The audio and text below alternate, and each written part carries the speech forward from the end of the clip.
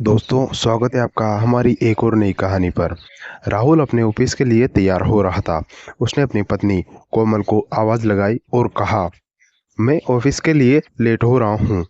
तुम जल्दी से मेरा टिफ़िन तैयार कर दो। अब इतना ही सुनते ही कोमल जोर जोर से चिल्लाने लगी और रसोई के सारे बर्तनों को पटकने लगी। अब इस पर राहुल को भी गुस्सा आ गया और बोला, जो बात कहनी है वो साफ साफ क्यों नहीं कहती? यूं बर्तनों को पटकने से क्या मिलेगा? कोमल बोली, मैं कितने दिनों से आपसे कह रही हूँ कि अपने माँ बाप को गांव का घर और खेत बेचने के लिए राजी करो, लेकिन तुम हो कि सुनते ही नहीं। तुम्हारी कमाई से तो घर का पूरा महीने का काम भी नहीं चल पाता है। तुम्हारा जो हर महीने की सैलरी मिलती है उसमें से आधा पैसा मकान के किराए में चला जाता है और बाकी बची सैलरी बच्चों की फीस में चली जाती है। शहर का खर्चा है। मैं आखिर करूं तो क्या करूं? इस पर राहुल गुस्सा होते हुए बोला, मैं कुछ न कुछ तो कर ही रहा हूं ना, क्या करूं? अपनी किडनी बेच दूं? अरे, तुम्हें किडनी बेचने के लिए कौन कह रहा है? बस यही तो कह रही हूँ कि तुम अपने माँ और बाबूजी को खेत और मकान बेचने के लिए राज़ी कर लो। क्या करेंगे उस पुराने घर का और उस खेत का, जब बेटे बहू ही सुख से नहीं रहेंगे? खुद तो गांव में मज़े से रह रहे हो, ऐश कर रहे हैं, और यहाँ पर बहू बेटे एड़ियाँ घिस रहे हैं। कोमल चिल्लाते हुए बोली, आखिर मैं माँ बाबूजी से क्या कहूँ कि आप अपने घर और खेत बेच दीजिए और अपना सारा पैसा मुझे दे दीजिए ताकि मैं शहर में अच्छा सा घर खरीद लूँ। मुझे किराए के मकान में रहना न पड़े। वो मेरे माता पिता का पुश्तैनी घर है। मेरी इच्छा नहीं होती कि मैं उनसे उनका घर बेचने के लिए कहूँ। मेरी सैलरी से घर का खर्चा पूरा नहीं होता और तुम हो कि बिल्कुल भी बचत नहीं करना जानती। फालतू पैसा खर्च करती रहती हो। सहेलियों को देखकर तुम अपनी नई नई साड़ियाँ, नए नए गहने बनवाती हो, और ऊपर से मैंने कहा था कि इतना महंगा किराया का घर लेने की क्या ज़रूरत है? कुछ सस्ते घर भी तो मिल सकते थे, लेकिन तुमने नहीं माना। अपने स्टेटस के चक्कर में तुमने ज़बरदस्ती करके इतना महंगा घर किराए पर ले लिया। पैसों की तंगी हो रही है तो सारा का सारा दोष मुझे दे रही हो। तुम्हारी भी तो गलती है। तुम्हें भी तो कुछ न कुछ करने चाहिए। जब तुम्हारी ख्वाहिशें पूरी नहीं हो रही हैं तो तुम मेरे बाबूजी को बीच में ला रही हो, उनका खेत बेचने के लिए कह रही हो। राहुल बोला। अब इस पर कोमल पूरी तरह भड़क गई और बोली, जब शादी करके लाए थे तब नहीं दिखा था मैं कैसे खानदान से हूँ? मेरा स्टेटस क्या है? मेरी किस्मत ही खराब है कि मेरे पिता की दोस्ती तुम्हारे पिता से थी, जिसकी वजह से मेरी शादी तुमसे हो गई, और मैं साड़ियाँ क्या खरीद लेती हूँ कि तुम्हारी आंखें भी चुभने लगती हैं। अरे, पत्नी हूँ तुम्हारी तो खर्च करने का अधिकार बनता है मेरा। इसी तरीके का झगड़े रोज राहुल और कोमल के बीच हुआ करता था। रोज रोज के झगड़ों से राहुल बहुत तंग आ गया। अब उसे भी अपनी पत्नी कोमल की बातें ठीक न लगने लगी थी। अगर हमें शांति से रहना हो तो माँ बाबूजी से बात करनी ही होगी। एक दिन तो कोमल ने राहुल को धमकी दे दी कि बीवी बच्चों और माँ बाप में से किसी एक को चुन लो। अगर तुमने अपने माता पिता को चुना तो मैं तुम्हें तलाक देकर अपने मायके चली जाऊंगी और तुम पर केस कर दूंगी। हर महीने देते रहना फिर मेंटेनेंस। तब तुम्हारी अकल ठिकाने आएगी। इस रोज़ रोज़ के झगड़ों से परेशान होकर राहुल ने फैसला ले लिया, अगर हमें सुखी रहना हो तो मुझे माँ पिता से बात करनी ही पड़ेगी, नहीं तो मेरा बसा बसाया घर टूट जाएगा। एक दिन राहुल अपनी पत्नी कोमल से बोला, चलो कोमल, तुम्हारा मन की कर ही देता हूँ। मैंने भी सोच लिया है कि इस तरह से लड़ने और झगड़ने से कोई हल नहीं होने वाला। ज़्यादा ठंड पड़ने के कारण बच्चों की 15 दिन के लिए छुट्टी हो गई है, तो हम ऐसा क्यों नहीं करते कि 10-15 दिन के लिए गांव माँ और पिताजी के पास चलते हैं और वहीं पर जाकर समय मिलने पर खेत और घर को बेचने की बात कर लूँगा। अपने पति के मुंह से ये बात सुनकर जैसे कोमल की तो सारी मुराद पूरी होने वाली जा रही थी। मन ही मन बहुत खुश हुई और जाने के लिए तैयार हो गई।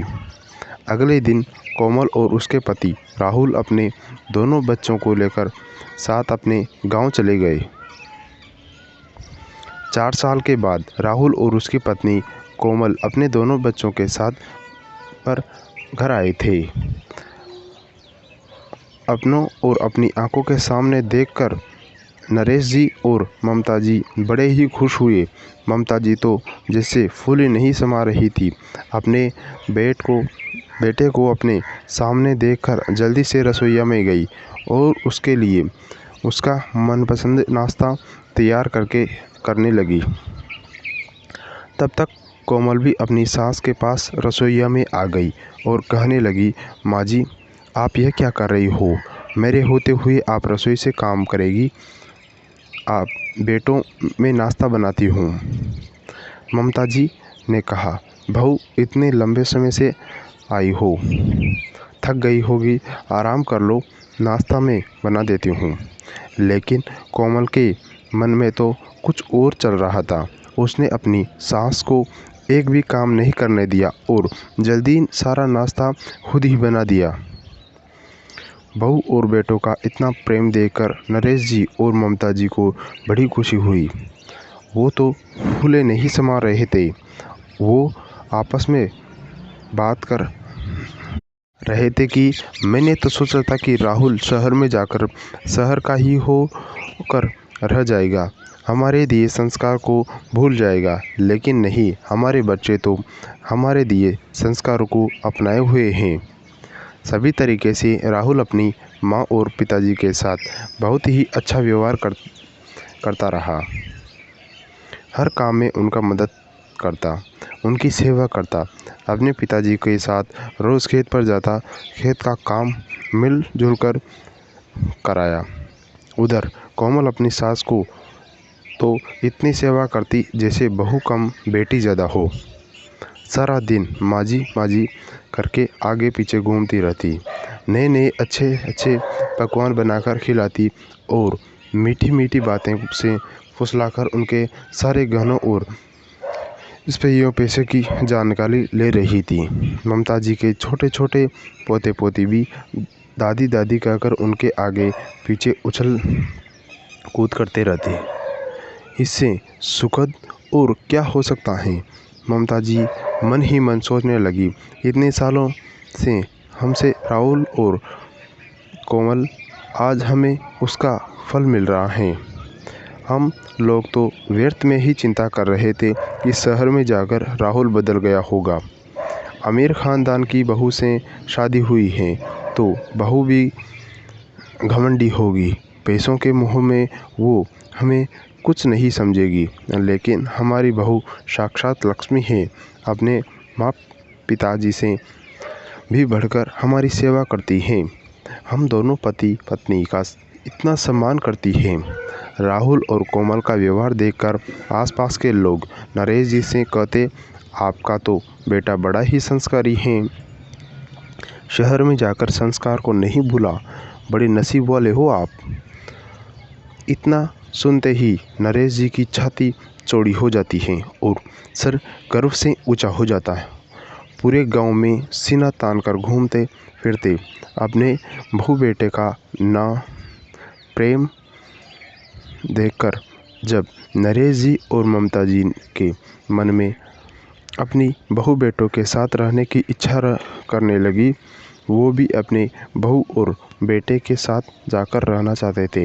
यही सोचते हुए एक दिन नरेश जी ने अपने बेटे से पूछा, राहुल, शहर में कितने रुपए का घर तुमने किराए पर लिया है? राहुल ने कहा, पिताजी 2 ही कमरे हैं। एक कमरे में तो हमने रसोई बना रखी है, एक में हम सभी रहते हैं। बच्चों को लिखाई करने में दिक्कत होती है तो वह छत पर या फिर बालकनी में बैठकर पढ़ाई करते हैं। मेरी आधी तनख्वाह तो किराए में ही निकल जाती है। बच्चों के स्कूल की फ़ीस का खर्चा, पूरे महीने की तनख्वाह इन्हीं पर चीज़ों पर खर्च हो जाती है। एक्स्ट्रा कुछ नहीं बच पाता। अपने बेटे की यह उदासी भरी बातें सुनकर नरेश जी को बुरा लगा। उन्होंने कहा, तब मेरे बेटे बहू को बहुत दिक्कत होती होगी। अरे, ये तो अच्छी बात नहीं है। अच्छा, मैं तो यह सोच रहा था कि क्यों ना हम गांव के घर को बेच दें और उन पैसों से शहर में एक अच्छा सा खुद का घर खरीद लेते हैं, तो कैसा रहेगा? अब जो बात राहुल खुद कहना चाहता था, उसने पिताजी ने खुद कह दी थी। अब यह सुनने के बाद राहुल और कोमल बड़े ही खुश हुए, जैसे उनके मन की मुराद पूरी हो गई हो।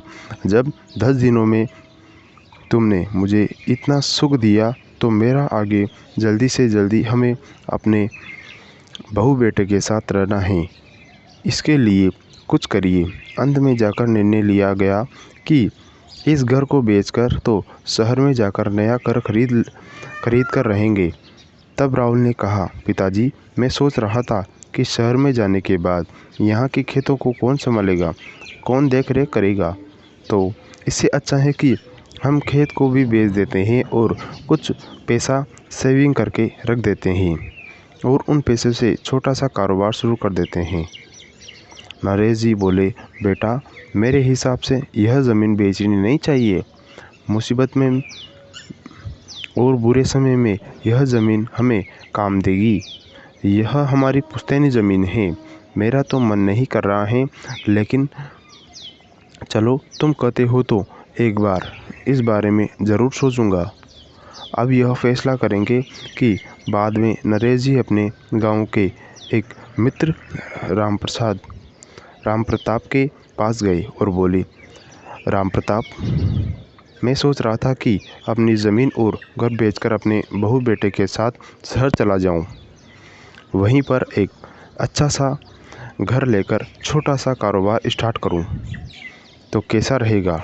नरेश जी के मित्र राम प्रताप जी ने कहा, नरेश जी, आखिर माँ बाप धन दौलत किसके लिए बनाते हैं? बच्चों के लिए। तो घर और खेत को बेचने में कोई बुराई नहीं। जाकर बच्चों के साथ रहो, इसमें भी कोई बुराई नहीं। लेकिन नरेश, आजकल तो टीवी और अखबार में, मोबाइल में ये देखने को और सुनने को मिलता है कि बेटों ने अपने माँ बाप को वृद्धाश्रम भेज दिया, कहीं सड़क पर छोड़ दिया, तीर्थ घुमाने के लिए ले गए और वहीं पर छोड़कर आ गए। इतनी सारी खबरें सुनने को मिलती हैं। तो मेरा यह कहना है कि कुछ चीज़ें बचा के रखनी चाहिए। सारी की सारी दौलत अपने बेटे को मत दे दो, क्योंकि तुम आज पूरा सब कुछ बेच दोगे तो आगे चलकर कोई दिक्कत हो गई तो तुम्हें पछताना पड़ेगा। अपने लिए भी कुछ सेविंग करके रख लो। बहू बेटे के साथ कोई गलत बात नहीं है और उन्हीं के लिए तो माँ बाप ने कमाया है। सब कुछ सोचने और समझने के बाद नरेश जी और ममता जी अपने गांव के पुश्तैनी घर और सारी ज़मीन बेचकर अपने बहू और बेटों के साथ नोएडा चले गए और वहीं पर अपना खुद का एक घर खरीदकर रहने लगे। कुछ समय तक ठीक से गुजरा। बहू कोमल का व्यवहार भी ठीक रहा। बेटा भी उसी तरह से माँ बाप से अच्छे से बोलता बतियाता। सेवा करता, अपना काम पर जाता। लेकिन धारदार बहुए के रवैये में बदलाव आने लगा। कोमल आए दिन अपनी सखियों के साथ शॉपिंग करना, घूमने फिरना, किटी पार्टी में जाना, फालतू के पैसे खर्च करने लगी और अपने पीछे अपनी सास से पूरे घर का काम करवाती। अब बेचारी ममता जी बच्चों के लिए सुबह टिफ़िन तैयार करती, सुबह का नाश्ता बनाती, रात को खाना बनाती, दिन भर घर का काम करती रहती और कोमल अपने मेकअप में व्यस्त रहती। यह सब देखकर नरेश जी को बहुत बुरा लगता और उन्होंने अपनी बहू से कहा, बहू, तुम्हारी सास दिन भर काम करते करते थक जाती हैं और तुम हो कि घूमते फिरने में अपना समय नष्ट करती हो और ऊपर से फिजूल खर्च करती हो। आए दिन बैंक में जाकर पैसा निकालती रहती हो। अरे कुछ मदद अपनी सास की भी तो कर दिया करो। बेचारी बूढ़ी हो गई हैं, अब पहले जैसी ताकत नहीं बची उसमें। जीवन भर उसने काम किया है, अब तो बुढ़ापे में आराम कर लेने दो। इतना सुनते ही कोमल ने तुरंत गुस्से में अपने ससुर जी को जवाब दिया कि आप लोग यहाँ बैठे बैठे रोटियां तोड़ने के लिए आए हैं क्या? अगर इस घर में रहना चाहते हैं तो काम तो करना ही पड़ेगा। मेरी मर्जी, मेरा जैसा मन करे वैसे ही रहेंगे। बेशर्मी भरा जवाब सुनकर नरेश जी चुप हो गए और कह भी क्या सकते थे। इधर राहुल अपने पिता से कटने लगा, अपनी बीवी और बच्चों में व्यस्त रहने लगा। अब ममता जी और नरेश जी अकेले हो गए। बेचारे बुढ़ापे में इतना काम करते करते थक जाते हैं। बहुत ज़्यादा काम करने की वजह से ममता जी की तबीयत खराब हो गई। नरेश जी ने अपने बेटे राहुल से कहा, तुम्हारी माँ की तबीयत खराब हो गई है, अब वह बहुत कमज़ोर हो चुकी हैं, उससे बुढ़ापे में काम नहीं किया जाता। क्यों न हम एक नौकरानी रख लें। अपने पिताजी की बात सुनते ही राहुल ने कहा, पिताजी, बैंक के पैसे भी अब ख़त्म होने वाले हैं, नौकरानी को देने के लिए पैसे कहाँ से आएंगे? मेरे पास तो इतने पैसे नहीं रहे। बात घर के काम की तो ये सास बहू संभाल लेगी, नौकरानी रखने की क्या ज़रूरत है?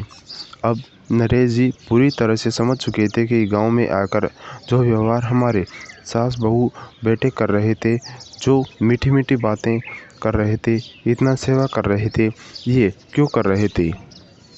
उनका असली रूप तो ये है, उन्होंने हमारी संपत्ति को बेचने के लिए हमारे साथ झूठा नाटक किया, हमारी सेवा की। इसी तरह से कुछ दिन बीते और गर्मी का समय आ गया। राहुल के बच्चों की स्कूल की छुट्टियां हो गई तो राहुल और कोमल अपने बच्चों को लेकर घूमने का प्लान बनाते हैं। सभी तैयारी करके घूमने जाने लगे। बच्चों को जाता देख ममता जी का मन उदास होने लगा और वो अपने बेटे राहुल से बोली, राहुल, मैंने खाना बना दिया है, खाकर तो जाओ। और तुम लोग कहाँ जा रहे हो? राहुल ने कहा, माँ, बच्चों की छुट्टियाँ हो गई हैं तो हमने सोचा कि कहीं बाहर घूम आते हैं। आप लोग अपना ख्याल रखिएगा, हम लोग कुछ दिनों के लिए घूमने जा रहे हैं। इतना सुनकर नरेश जी बोल पड़े, तुम्हारी माँ की दवाइयाँ कराने के लिए तुम्हारे पास पैसे नहीं थे, आज घूमने के लिए और बहू को सोने का हार देने के लिए माँ के दवाइयाँ के लिए पैसे नहीं थे, नौकरानी रखने के पैसे नहीं थे। अभी नरेश जी की बात पूरी नहीं हुई थी कि कोमल बीच में कूद पड़ी। पिताजी, अब हम लोग का खुद से रहना आपसे देखा नहीं जाता, अपने ही बच्चों को नज़र लगा रहे हो, आपको शर्म नहीं आती? बहू के इतने कठोर शब्द सुनते ही बात नरेश जी की भी चुप हो गई। कोमल और राहुल बच्चों को लेकर गाड़ी के पास गई और गाड़ी में सारा सामान रखने लगे। तभी अचानक राहुल को याद आया कि उसका मोबाइल उसके कमरे में छूट गया। उसने कहा, मैं मोबाइल लेकर आता हूँ। वो अपने कमरे के अंदर मोबाइल लाने के लिए गया। तब ममता भी सोचने लगी, बेटे और बहू बिना खाए पिए घर से बाहर निकल रहे हैं तो उनके लिए थोड़ा सा खाना पैक कर दूं। बेचारी नन्हे नन्हे बच्चे भूखे पेट कब तक रहेंगे। यह सोचकर ममता जी भी टिफ़िन में खाना लगाकर नरेश को दिया और कहा, इस टिफ़िन को बहू को दे आओ। बेचारे छोटे बच्चे भूख प्यासे जा रहे हैं, कब तक भूखे रहेंगे। घर से निकलने के से पहले थोड़ा सा कुछ खा लेना चाहिए था। चलो नहीं खाया तो कोई बात नहीं, रास्ते में ही खा लेंगे। इस पर नरेश जी ने अपनी पत्नी से कहा, अरे जिस बहू को तुम खाना भिजवा रही हो उस बहू ने अपने बाप समान ससुर से कितनी बेशर्मी से बात कही। यह तुम्हें नहीं दिखा? मेरा तो मन नहीं करता उनको खाना देने का। अगर तुम्हें देना है तो जाकर तुम ही दे आओ। और वैसे भी वे भूखा नहीं कर रहने वाले, रास्ते में कुछ खरीद कर खा लेंगे। जब वो घूमने के लिए जा रहे हो तो उनके पास खाने के पैसे नहीं होंगे क्या? लेकिन फिर भी न चाहते हुए नरेश जी टिफ़िन लेकर अपने बेटे को देने के लिए उसके कमरे में गए। जैसे ही कमरे के बाहर पहुँचे, उन्होंने सुना सामने से राहुल फ़ोन पर अपने दोस्तों से बात कर रहा था। अरे यार, क्या करें, मेरे घर में भी दिन भर झगड़ा हो रहा है। कोमल माँ बाबूजी को लेकर बड़ी ही परेशान हैं।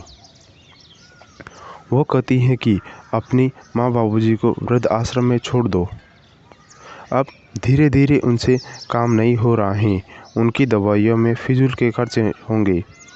कोमल वृद्ध आश्रम को छोड़ने के लिए कह रही थी। करूं वृद्ध आश्रम में छोड़ दे? अरे तुम चिंता ना करो, यहाँ वृद्ध आश्रम में अच्छी व्यवस्था होती है। वहाँ पर वे दोनों खुश रहेंगे। तुम चिंता ना करो, भाभी से मेरी बात हो गई है। मैं सारी चीज़ें पता लगा कर सब व्यवस्था करके तुम्हें फ़ोन करके बताऊंगा। पहले तुम अपने विकेट से पहले लौट कर आओ। राहुल के दोस्त ने कहा, जी नरेश जी को साफ सुनाई दे रहा था। उसके बाद राहुल ने कहा, ठीक है, अब तुम सारी व्यवस्था कर देना। वीकेंड से वापस आने के बाद माँ और बाबूजी का क्या करना है। अपने बेटे की यह बात सुनकर नरेश जी की जैसे जान ही निकल गई। उन्होंने तो अभी सपने में नहीं सोचा था कि उनकी बहू और बेटा उनके साथ ऐसा व्यवहार करेंगे। उनकी बहू बेटा उनके पैसे को हथियार कर उन्हें वृद्धाश्रम में छोड़ देंगे। जब बेटा फ़ोन पर बात करके कमरे से बाहर निकला तो नरेश जी ने उन्हें टिफ़िन थमाते हुए कहा, बेटा तेरी माँ ने तेरे लिए टिफ़िन बनाए हैं, अच्छे से खा लेना और वापस आने के बाद सारी बातें बैठकर की जाएगी। लेकिन राहुल का काम नहीं और बोला, पिताजी क्या फालतू की बातें कर रहे हैं?